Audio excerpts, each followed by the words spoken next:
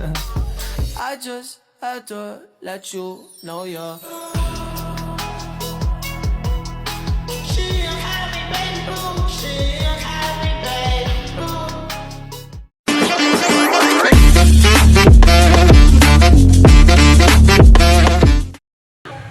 Assalamualaikum warahmatullahi wabarakatuh.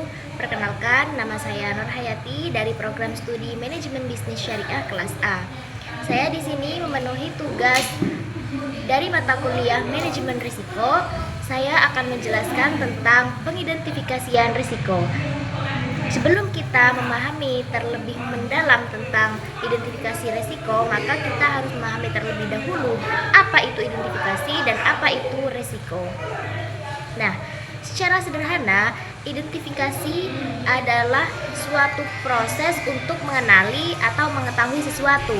Sedangkan risiko adalah kemungkinan terjadinya kerugian ataupun terjadinya masalah. Nah, identifikasi secara simpelnya adalah proses mengenali, sedangkan risiko adalah kemungkinan terjadinya kerugian. Nah, setelah kita memahami apa itu identifikasi dan apa itu risiko, maka kita harus juga memahami apa itu identifikasi risiko. Nah, identifikasi risiko merupakan suatu proses untuk menemukan, mengenali, dan memahami adanya kemungkinan-kemungkinan yang bisa mengganggu tujuan daripada perusahaan ataupun organisasi. Di mana identifikasi risiko itu tidak hanya bertanya apa masalahnya, namun juga dari mana asalnya, kapan terjadinya, dan apa dampak dari risiko tersebut. Sedangkan identifikasi risiko menurut standar ISO 31000 merupakan sebuah proses untuk menemukan, mengenali, dan mendeskripsikan risiko-risiko yang ada yang dapat mempengaruhi kepada tujuan organisasi maupun perusahaan. Nah, sederhananya, identifikasi risiko ini adalah menemukan, mencari risiko sehingga kita dapat lebih mudah untuk mencari solusi dari adanya risiko tersebut. Nah, setelah kita memahami apa itu identifikasi risiko, maka kita juga harus memahami apa itu prinsip identifikasi, apa saja prinsip-prinsip identifikasi risiko. Yang mana terdapat beberapa prinsip. Yang pertama adalah terintegrasi, yaitu kita menjadi bagian dari semua kegiatan di organisasi maupun di perusahaan. Sedangkan yang kedua harus terstruktur, yaitu harus dilakukan secara rapi dan sistematis, teratur. Sedangkan yang ketiga adalah harus sesuai kondisi, yang mana kita harus menyesuaikan dengan organisasi kita, harus menyesuaikan dengan perusahaan yang kita geluti. Sedangkan prinsip yang selanjutnya adalah melibatkan banyak pihak, yang mana tidak hanya melibatkan satu orang saja, akan tetapi melibatkan banyak orang. Sedangkan prinsip yang selanjutnya adalah dinamis, di mana kita bisa merubah mengikuti situasi dan harus berdasarkan data, bukan hanya asal menebak saja, akan tetapi harus berdasarkan dengan data-data yang ada.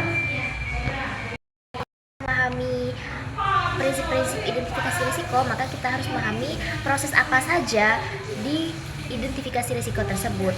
Nah, langkah-langkahnya adalah yang pertama harus menentukan konteks, di mana kita harus memahami tujuan dari organisasi ataupun perusahaan serta kondisi apa yang sedang terjadi di perusahaan maupun di organisasi. Sedangkan yang kedua adalah kita harus mencari apa dari sumber risiko tersebut, baik dari eksternal maupun dari internal. Sedangkan yang ketiga adalah menentukan kejadian risiko. Nah, dari sini kita harus mengetahui apa saja yang dapat terjadi di kemudian hari. Nah, langkah selanjutnya adalah menganalisis adanya penyebab dan dampak dari akibat terjadinya suatu risiko tersebut.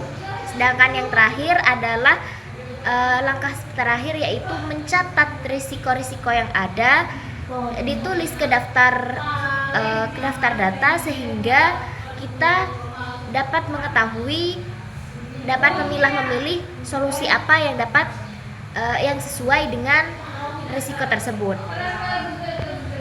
Nah, setelah kita mengetahui proses dari identifikasi risiko, maka kita harus mengetahui teknik apa saja sih atau cara apa saja yang dapat digunakan. Sedangkan yang pertama adalah brainstorming, yang mana brainstorming ini digunakan untuk kita berdiskusi bersama untuk menemukan ide yang bagus agar bisa menangani risiko-risiko yang ada.